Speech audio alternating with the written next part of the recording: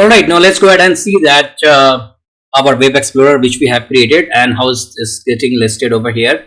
So if you just expand this, open this sidebar, you can see the very first thing is that web explorer, which is your extension which you have created. And if you just click on that, so you can simply land on your own GPT, custom GPT, which you have just published, right?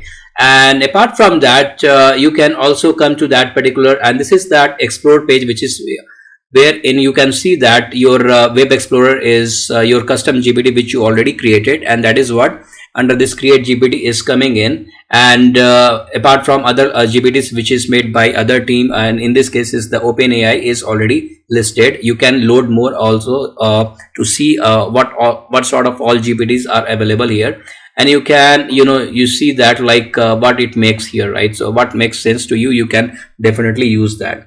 By the way, this was the thing which I wanted to talk about, like where exactly it's coming here and where it is getting listed and how to use that one. So with that being said, our custom chat GPT section is completely done. In case if there is any further update into that particular segment, I will definitely add that. Thanks for joining me.